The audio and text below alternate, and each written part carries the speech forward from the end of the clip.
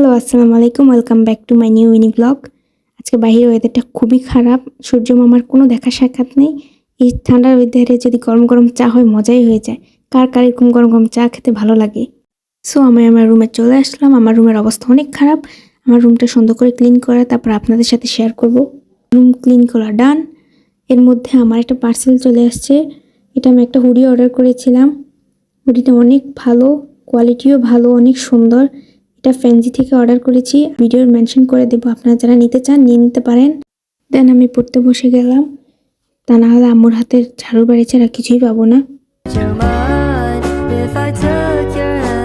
অনেকক্ষণ পড়াশোনা করলাম, পড়াশোনা করতে করতে ক্ষুধা লেগে গেল। দেন কি খাবো ভাবতে ভাবতে মনে পড়লো বাসায় লুডুস আছে, লুডুসই খাওয়া যাক। কিচেনে চলে আসলাম, দেন লুডুস প্যাকেটটা বের করে নিয়েছি। এখন চুলা জ্বালিয়ে পাতিলটা বসিয়ে দিলাম। গরম পানি রেডি, এর মধ্যে লুডুস দিয়ে দেব। তারপর লুডুসের সাথে ছোট একটা প্যাকেট দিয়েছি, ওইটাও দিয়ে দিলাম। লুডুসের মশলাটাও দিয়ে দিয়েছি। আমার থেকে কোরিয়ান সুপার স্পাইসি লুডুসটাই খেতে ভালো লাগে। লুডুস রেডি, এখন খাওয়া যাক। এটা আমার লুডুস খাওয়া শেষ। তো আজকে এ পর্যন্তই। যদি ভিডিওটা ভালো লেগে থাকে কমেন্টে জানিয়ে দিবেন, আর সাবস্ক্রাইব করে আমার পাশে থাকবেন। আল্লাহ হাফেজ।